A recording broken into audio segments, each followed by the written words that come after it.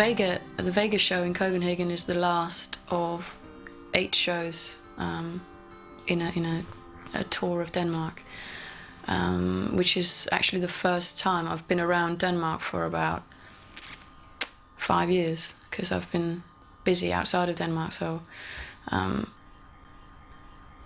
yeah, it's the first time actually for ages that I'm able to bring the band.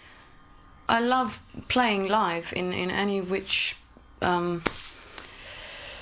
setup. You know, sometimes I play with the band, sometimes I play on my own, sometimes to big crowds, and sometimes to 12 people. And yeah, it's a challenge every time. And obviously with the band, it's quite different. You can play around with it. You can play around with the soundscape and get lost in it, and I can get lost in it. I don't have to worry so much about making everything blend together. So it's a little bit easier for me. And when I'm on my own, obviously things can fall apart really easily, which is quite nerve-wracking. But it's also an amazing challenge, because it's all down to the song and how much the song can carry, and it is all about the songs to me. So it's great to share it with people in that intimate way. The fewer people, the more nervous I get. I mean, especially if it's like a family dinner with 15 people, I'll be absolutely terrified. Whereas if it's to 10,000 people, it's kind of okay, because you can't really tell them apart and you can't see any faces. It almost feels more like you're on your own in your living room. People always say that it's good to be nervous and healthy, and I guess that is true, because it makes you give everything you've got, and it makes you focus, and you're building up all this energy that you then just send out in one big explosion, hopefully. But I do think that in my life there's a lot. I do a lot of things that I'm nervous about. It seems like every day I have to do something that gets my heart pumping really fast, and makes my stomach go weird. And I don't know if it's healthy, but yeah, it does. I guess it does make you perform your best. I could sometimes live without it. I wish. It's getting better though. It is getting better, but it's something that you don't get rid of it until the day that you just don't care about anything anymore.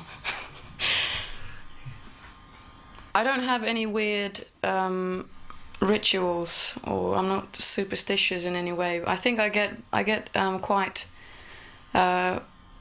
very, very quiet, a little bit weird. I think it's getting better. I think a couple of years ago I was probably rude, actually, because I was so quiet and so reserved. I couldn't talk to anyone, or I'd just be. I mean, I still do that. I'll just sit there and go through everything to make sure I don't get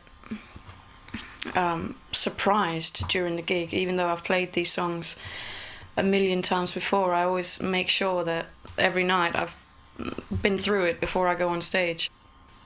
I've got this thing where I'll be staring at my hands, and I'll be going 10, 9, 8, and all the way down to 1, and I'll be looking at my finger to try and focus and just stick with one thought.